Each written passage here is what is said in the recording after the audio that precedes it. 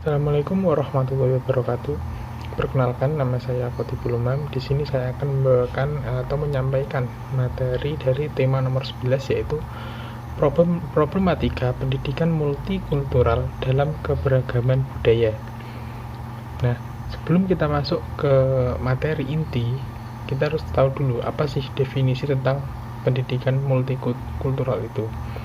Untuk secara etimologi atau yang bisa kita sebut untuk secara kita tarik kata, yaitu pendidikan secara sederhana dan umum bermakna sebagai usaha untuk menumbuhkan dan mengembangkan potensi-potensi bawaan baik jasmani maupun rohani sesuai dengan nilai-nilai yang ada dalam masyarakat dan kebudayaan. Jadi di sini bisa kita simpulkan kalau secara etimologi itu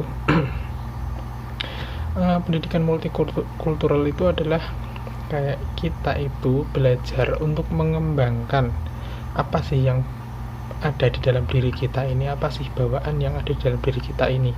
Jadi kita memaksimalkan kompetensi kita yang ada di dalam diri kita ini, seperti itu.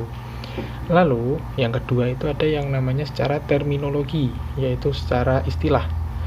Nah, secara istilah sendiri, pendidikan multikultural adalah proses pengembangan kepribadian seorang yang baik perihal menghargai pluralitas dan heterogenitasnya.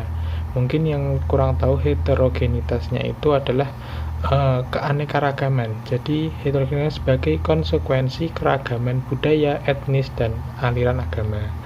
Jadi untuk pendidikan multikultural secara terminologi ini bisa disimpulkan bahwasanya pendidikan itu adalah tentang bagaimana kita cara menghargai orang lain, tentang keberagaman orang lain, entah itu agama, ras, suku, dan lain sebagainya, seperti itu.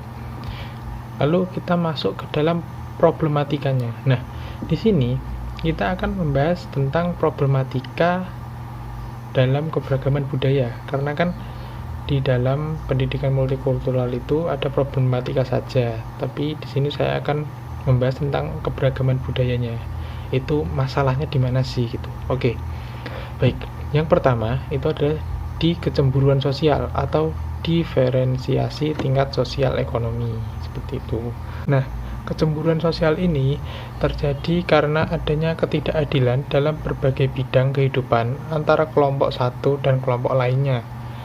Akibatnya muncul sikap saling membanding-bandingkan kehidupan dengan kelompok lain. Salah satu dampak negatif kecemburuan sosial dalam masyarakat berdasarkan fenomena tersebut adalah memperkuat integrasi dalam kelompok, meningkatkan dominasi kelompok mayoritas, dan minoritas itu tertindas seperti itu. Jadi kecemburuan sosial ini berakibat karena munculnya sikap membanding-bandingkan, seperti wah kelompok saya ini paling hebat atau seperti apa gitu. Nah, untuk yang kedua itu adalah perpecahan. Kedua dan ketiga ini sebenarnya ada hubungannya, jadi akan saya terangkan secara langsung saja, maksudnya secara menjadi satu seperti itu, yaitu perpecahan dan juga fanatisme sempit, yang artinya itu adalah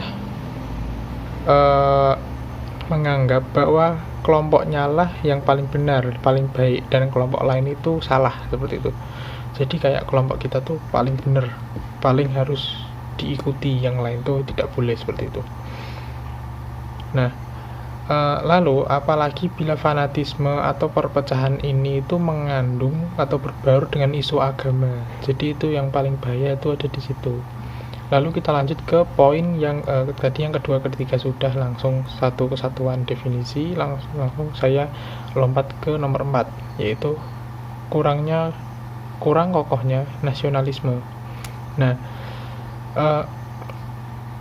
kurang kokohnya nasionalisme itu adalah kayak membutuhkan adanya kekuatan yang menyatukan integrating force seluruh pluralitas di negeri ini.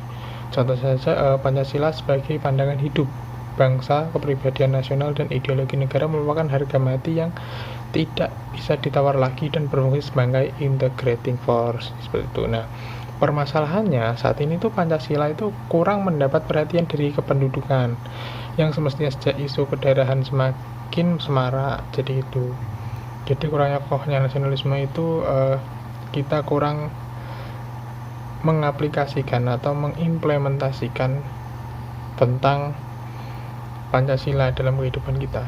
Lalu yang kelima, ada konflik kesatuan nasional dan multikultural.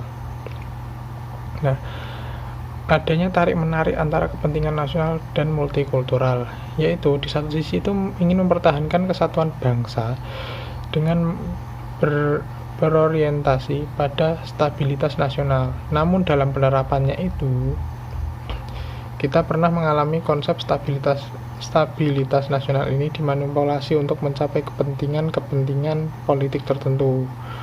Nah, di sisi multikultural sendiri itu, kita melihat adanya upaya ingin memisahkan diri dari kekuasaan pusat dengan dasar pembenaran budaya yang berbeda dengan pemerintah pusat yang ada saat ini. Jadi tarik-menarik antara kepentingan nasional dan multikultural itu kayak kita tidak peduli akan kenasionalan dan kita itu lebih mementingkan tentang budaya-budaya kita, jadi kita kurang menghargai seperti itu. Nah, tadi kan problemnya, lalu saya akan lompat ke upaya pencegahan. Jadi ada pula upaya pencegahan. Kalau ada masalah itu kan pasti ada yang namanya solusi. Nah, solusi sendiri itu ada 3 yang saya rangkum di sini. Sebenarnya itu ada banyak, cuma mungkin 3 ini telah mencakup kelima masalah tersebut, dapat menjawab lah masalah-masalahnya. Jadi yang pertama itu ada menjunjung tinggi toleransi. Nah, kenapa sih harus menjunjung tinggi toleransi? Karena menjunjung tinggi toleransi itu dapat membenarkan atau memperbaiki masalah nomor 2 dan juga nomor 3, ataupun nomor 2, 3, dan juga 5. Karena toleransi sendiri itu kan menghargai antara satu sama lain. Karena itu perlulah sikap toleransi untuk tidak menimbulkan perpecahan, fanatisme, agar saling menghargai seperti itu. Lalu yang kedua ada menumbuhkan sikap nasionalisme, yaitu sebagai pembatas agar paham luar tidak menimbulkan konflik.